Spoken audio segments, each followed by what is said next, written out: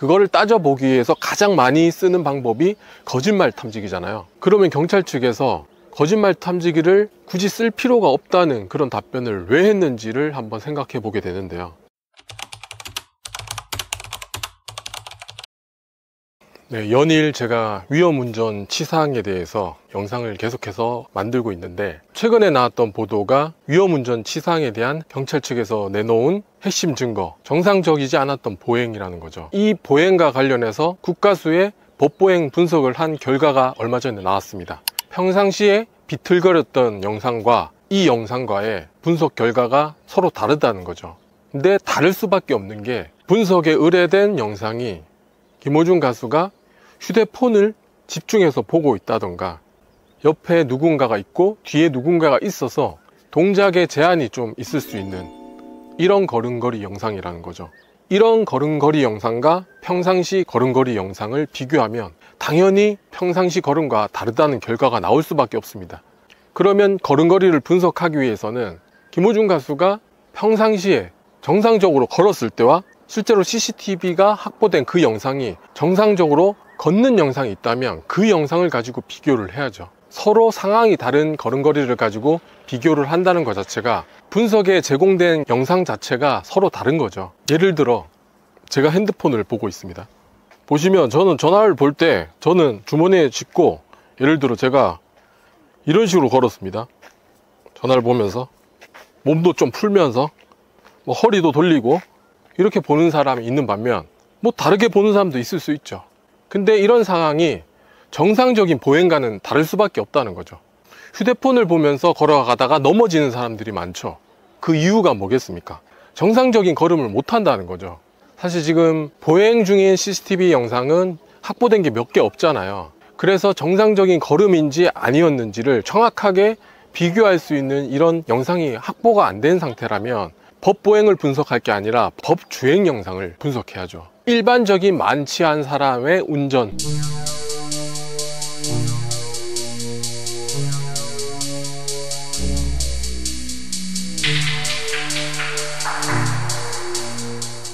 그리고 김호중 가수가 그 당시에 자택에서 사고 지점까지 이어지는 그 주행 영상, 약 2.1km에서 2.5km 사이에 그 거리에서 찍힌 영상, 너무나 많은 CCTV 자료가 있을 거라고 생각이 됩니다. 기자분들 잘 들으세요. 이거 지금 특종입니다. 그 영상 확보 분명히 됐을 건데 그 영상 보도하는 순간 완전히 특종을 잡을 수 있는 겁니다. 그래서 기자님들은 빨리, 하루빨리 이 영상을 공개해 주시고, 그리고 경찰 측에서는 혈중 알코올 농도를 측정하기 위해서 위드마크 공식을 적용시켰는데, 거기에 적용된 음주량을 유흥업소 종업원들의 진술에 따른 소주 3병에서 4병으로 위드마크 공식을 적용시켰습니다. 이 부분도 문제가 있죠. 본인이 주장하는 소주 10잔 이내와 유흥업소 종업원들이 주장하는 소주 3병에서 4병은 너무나 큰 차이가 납니다. 그러면 누구 말이 맞는지 따져봐야죠. 그거를 따져보기 위해서 가장 많이 쓰는 방법이 거짓말 탐지기잖아요. 근데 지난주에 한 기자가 이런 질문을 했었죠. 지금 유흥업소 종업원들과 본인이 주장하는 진술이 너무 차이가 있으니 거짓말 탐지기를 해야 되지 않냐는 질문에 경찰 측에서 내놓은 답변은 너무나 많은 증거가 이미 확보가 됐기 때문에 거짓말 탐지기를 굳이 안 해도 된다고 답변을 했거든요. 그래서 저는 굉장히 아무도 반박할 수 없는 그런 핵심 증거가 있다고 그렇게 저는 생각을 해서 내심 불안한 마음이 있었습니다. 공개되지는 않았지만 굉장히 핵심 증거를 경찰 측에서 가지고 있을 거라는 생각을 했는데, 몇 개 되지도 않는 그 보행 영상을 가지고 국가수의 법보행 분석 결과를 내놨습니다. 애초에 분석 결과에 지대한 영향을 미치는 자료 자체가 잘못됐다고 봅니다. 그러면 경찰 측에서 거짓말 탐지기를 굳이 쓸 필요가 없다는 그런 답변을 왜 했는지를 한번 생각해 보게 되는데요. 거짓말 탐지기를 돌렸을 때 유흥업소 종업원들의 이 진술에 거짓이 나온다면 굉장히 이거는 경찰 측에 불리한 자료가 될 수 있거든요. 위험운전 치상 혐의를 적용하는데 굉장히 불리하게 작용할 수 있는 자료가 될 수 있습니다.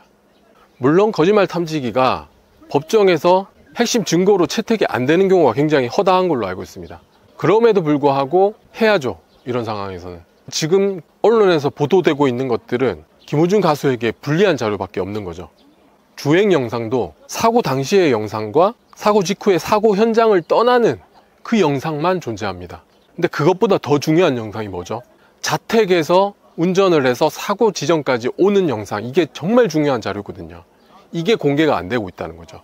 제가 파악해 본 바로는 그 자택에서 사고 현장까지 오는 데는 몇 번의 좌회전과 우회전을 해야 됐고 몇 번의 신호를 받았어야 됩니다. 그러면 그 신호를 받을 때 브레이크를 언제 작동을 했는지, 차선은 어떻게 유지를 했는지, 좌회전 깜빡이를 켰는지 우회전 깜빡이를 켰는지 만취 상태임을 주장할 수 있는 그 영상이 7, 8분 정도의 영상으로 보여지는데 그 영상들이 너무 많다는 거죠.